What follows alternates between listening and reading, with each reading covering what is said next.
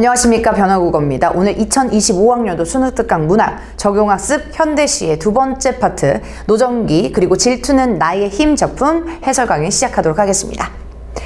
자, 첫 번째 이육사 시인의 노정기 작품인데요. 한자 살펴보면 길로자 그리고 여정이라고 생각해 주시면 되는데, 하나의 길, 하나의 여행, 여정은 우리 삶을 비유할 때 굉장히 많이 쓰죠. 이 작품 역시 이 삶을요, 하나의 여정이라고 비유를 합니다. 자, 그러면 이 시인, 이 화자는 도대체 자신의 삶을 어떤 식으로 비유했는지, 자신의 삶을 돌아봤을 때 어떤 삶이라고 생각하는지 한번 같이 공부해 보도록 하겠습니다.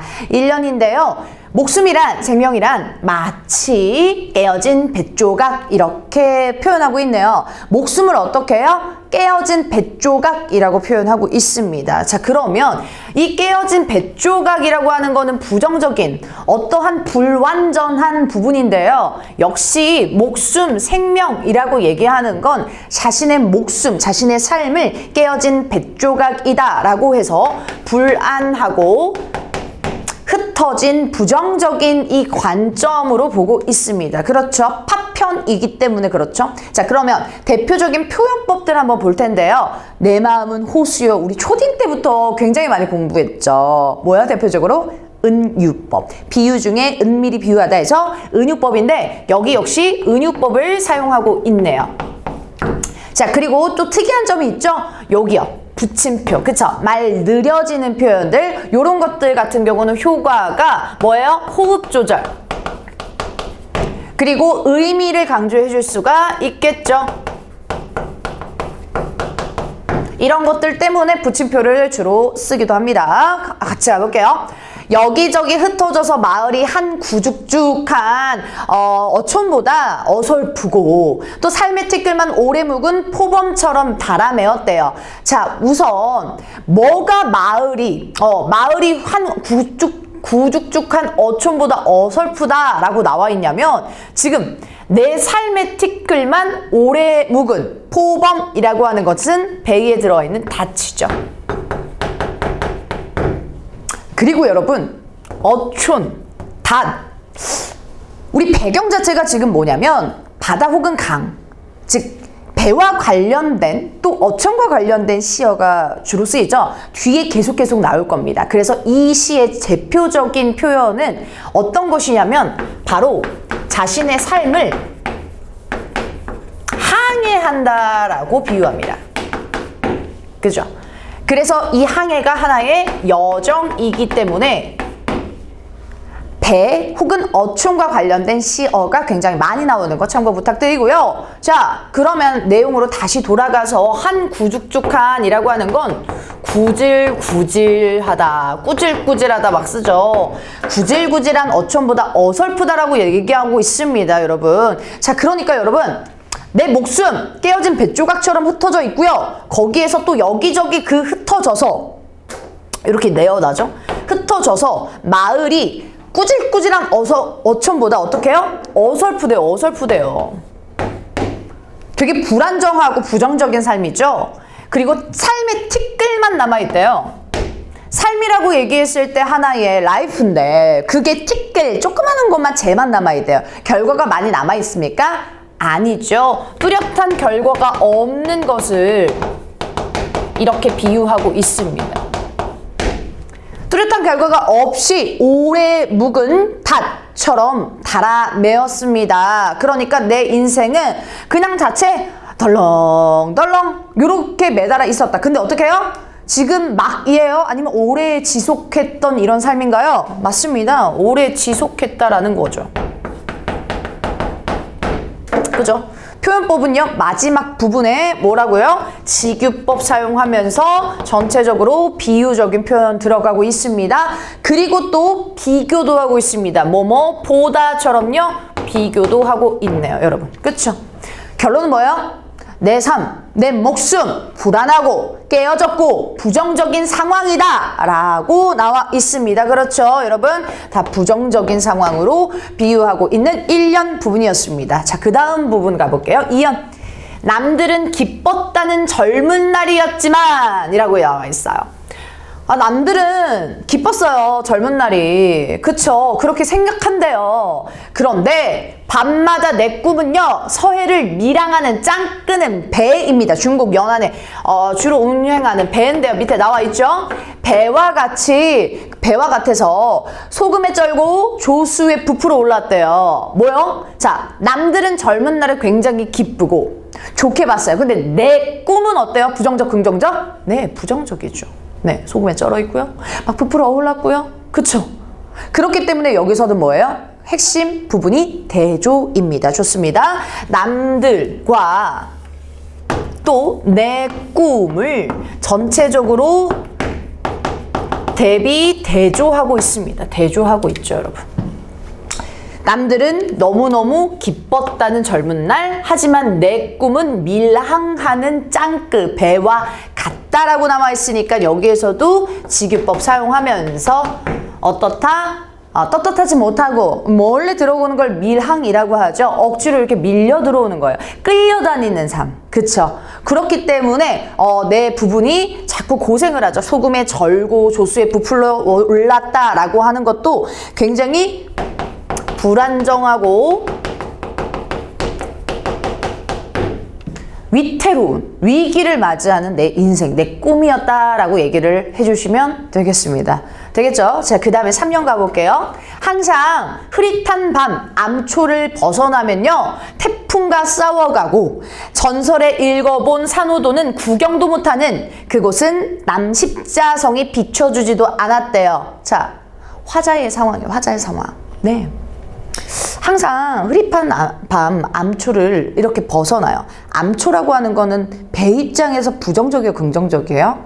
암초 부딪혀가지고 배 깨지죠. 부정적이죠. 근데 그 상황조차도 이 시간 자체가 흐릿한 밤이에요. 부정적인 상황이지.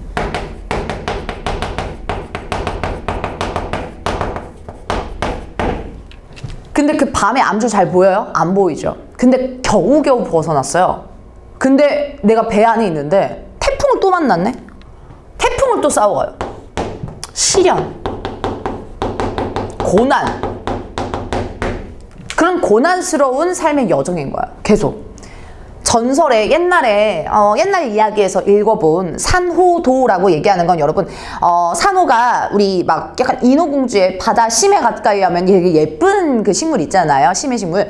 그런 것들의 이 섬도자인데요. 그러니까는 되게 유토피아처럼 아름다운 섬을 얘기하죠. 뭐 몰디브나 하와이나 요런 섬들. 근데 그거는 구경도 못한대. 어머, 당연히 부정적인데 얘들아, 여기 산호도라고 하는 시어는 긍정적일까요? 부정적일까요? 네, 화자가 원하는 거기 때문에 긍정적이라고 볼 수가 있겠죠. 나 산호도 구경하고 싶은데 구경도 못하는 현실이기 때문에. 자, 그리고 그곳은 남십자성이 비춰주지도 않았대요. 자, 보세요. 실전에서 들어갔을 때 여러분이 남십자성이라고 하는 단어들을 모른다고 하더라도요, 이걸 가려놓고 그곳은 뭐가 비춰주지도 않았대. 그러면 여러분 앞에서부터 쭉 흐리면 뭐예요? 부정적 상황이죠. 근데 네모칸이 비춰주지 않았다라고 한다면 네모칸은 긍정적일까요? 부정적일까요? 비춰주어야 되는데 비춰주지 않았다라고 얘기했으니까 그렇죠. 얘는 긍정적인 시어가 되겠죠. 좋습니다. 이렇게 판단해 주셔도 돼요. 단어 뜻을 잘 모르는 친구들은요, 정리를 해주는 게 원래 원칙이지만. 자, 남십자성은 뭐냐면 여러분, 우리 북쪽은 북극성이 있죠. 그래서 예전 사람들은 내비게이션이나 뭐 나침반이 발명하기 뭐 이렇게 대중화되기 전이기 때문에 이 방향 자체를 밤에 어디서 봐요? 북극성 뜨면 북쪽, 남에서 남십자성 뜨면 남쪽, 이렇게 판단했단 말이에요. 그러니까 남십자성은 하나의 별자리지만 방향성을 알려주는 단어다라고 생각을 해주시면 됩니다. 자, 그러면 산호도와 남십자성의 단어 뜻을, 즉 상징적인 의미를 봐주셔야 되는데, 긍정적이라고 얘기했습니다. 화자가 지향하는 동경의 대상, 그리고 꿈꾸는 대상이 될 수도 있겠죠.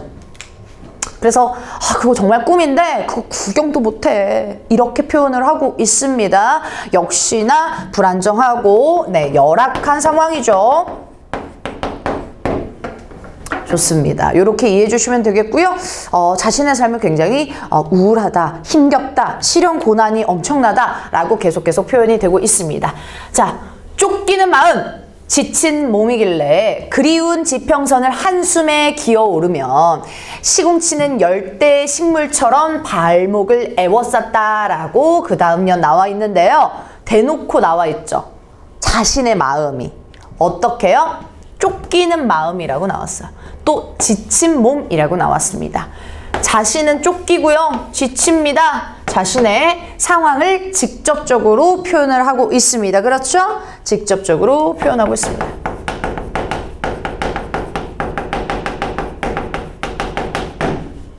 자, 그런데 그리운 지평선을 한숨에 기어오르면 시궁치가 시궁창이잖아요.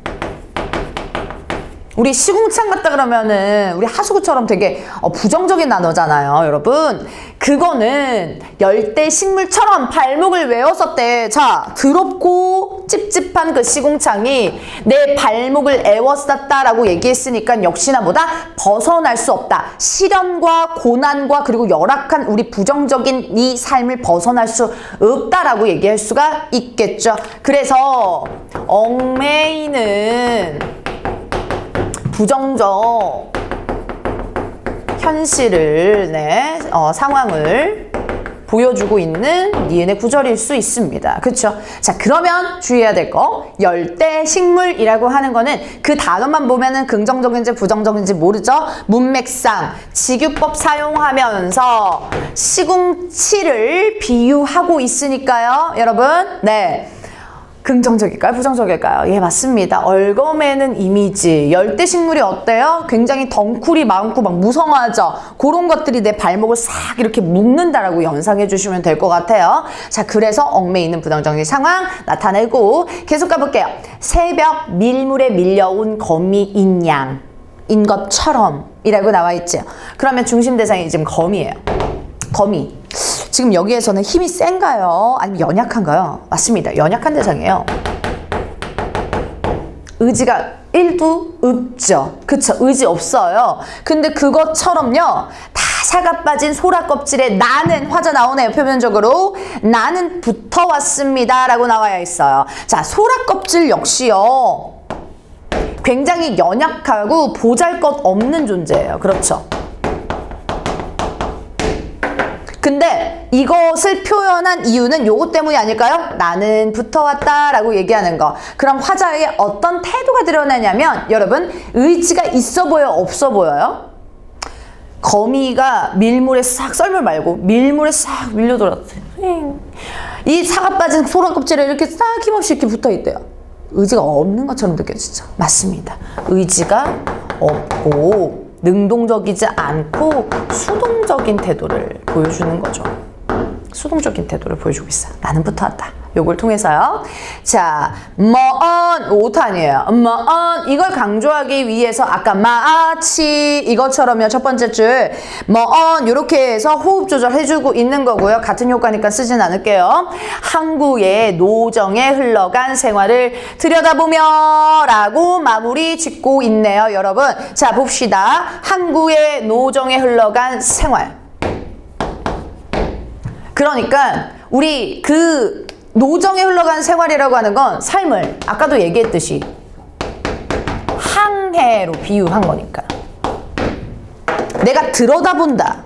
이 나의 삶을 들여다본다 라고 한다는 거는 내 삶을 바라보고 본다라는 얘기인 건데 이거 뭐 하고 있는 겁니까?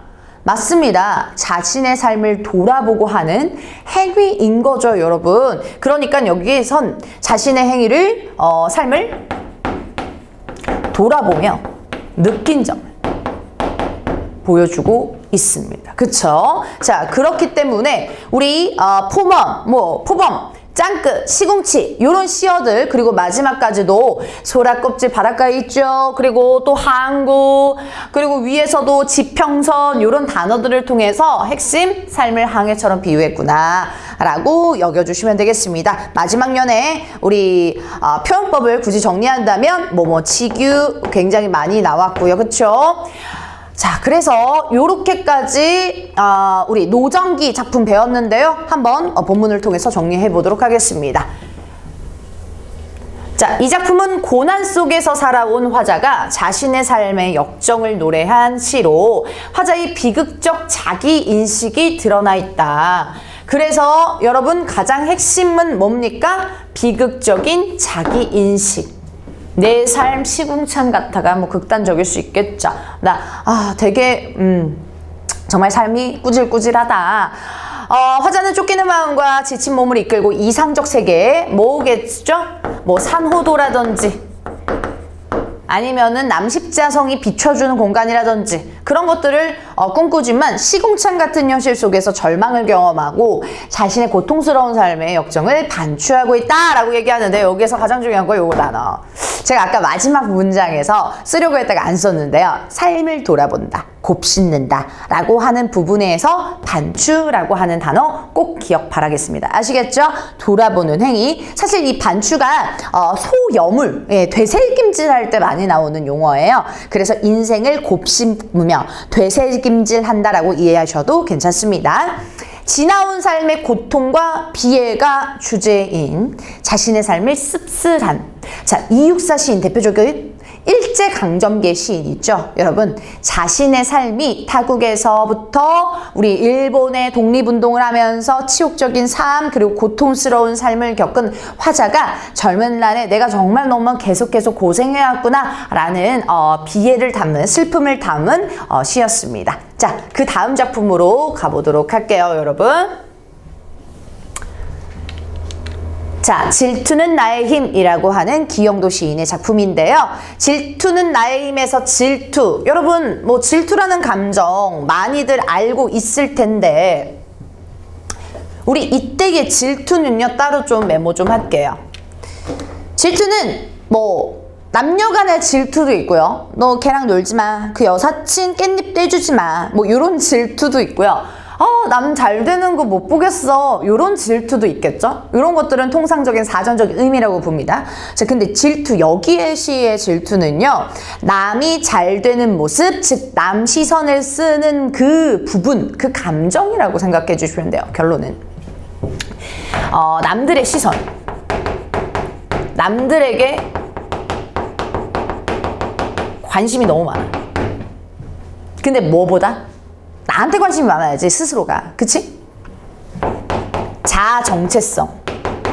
내 정체성을 찾는 것보다 남들한테 더 관심이 많은 감정을 여기 시에서는 한정하고 있는 겁니다. 알겠죠? 자신의 정체성, 그리고 나를 사랑해줘야 되는데 그게 아니라 남들한테 너무 관심이 많아서 그걸 주객전도로 돼서 뺏기는 거죠. 근데 그게 나의 힘이라고 표현을 했으니까 문맥상 보기가 같이 나온다고 한다면 반어적인 표현이다라고 사용할 수도 있어요, 여러분. 왜요? 부정적인 감정이잖아요. 그게 나의 파워이라고 반대적으로 얘기할 수 있다라는 얘기예요. 알겠죠, 여러분? 기영도 시인은요, 대표적인 되게 우울한 어린 시절, 유년 시절을 겪었기 때문에 글 자체, 작품 자체가 조금 우울한 시 경향들이 종종 보입니다. 참고 부탁드리고요. 자, 그렇다면 바로 한번 보겠습니다. 자, 아주 오랜 세월이 흐른 뒤에 힘없는 책갈피는 이 종이를 떨어뜨리리 라고 나와 있습니다. 자, 첫 번째 행부터요. 우리 아주 오랜 세월이 흐른 뒤라고 해서 시점이 나오죠. 시제가 나옵니다. 언제예요? 과거, 현재, 미래 중에? 맞습니다. 미래의 시점이 나오죠.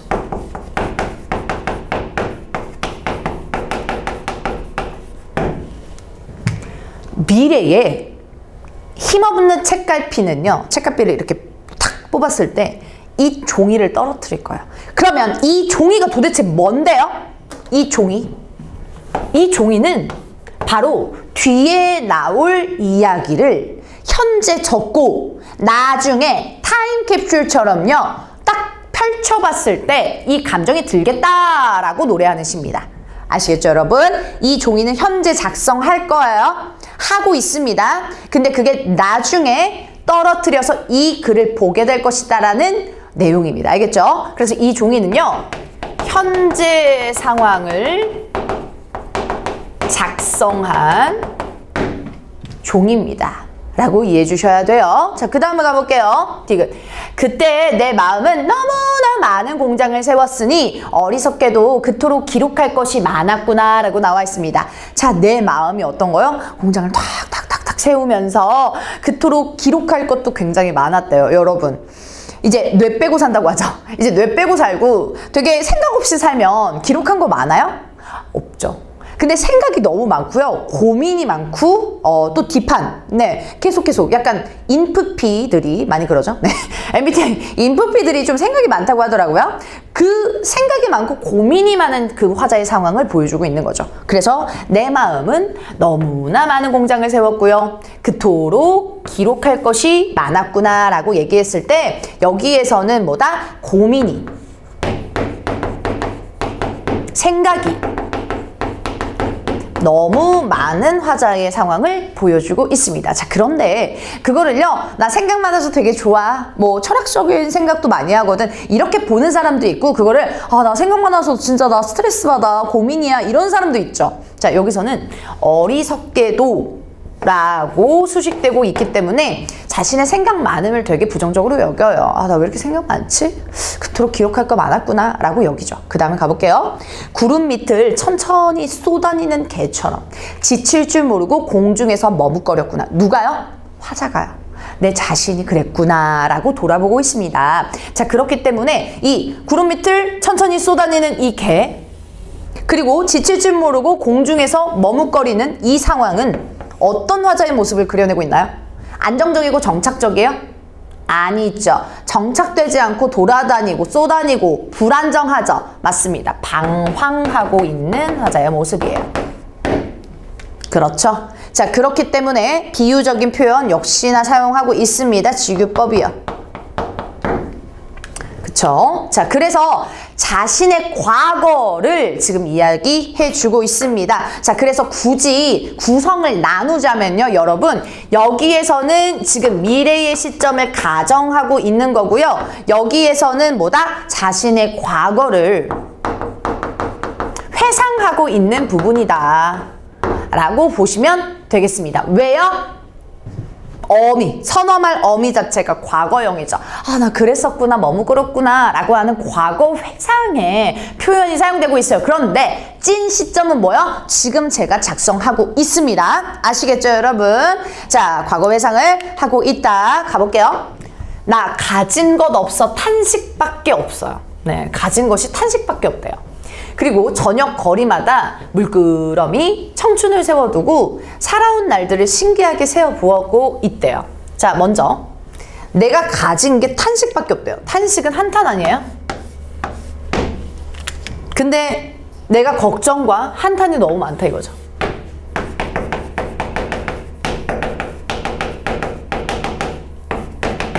이것도 하나의 과거 회상이죠.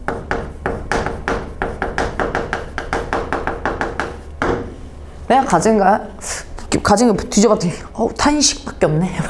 이렇게 한탄이 너무 많다는 거예요. 리을 가볼게요. 방금 읽었던 거. 저녁 거리마다 물끄러미 뭘 세워놓는데요, 여러분? 청춘을 세워놓는데. 청춘은 풀청자, 그러니까 젊은 날이잖아요. 그러면 젊은 날이면 화자의 입장에서 미래의 화자예요? 과거의 화자예요? 그렇죠. 과거에. 그 젊은 날에 과거의 화자를 쫙 세워놨어요.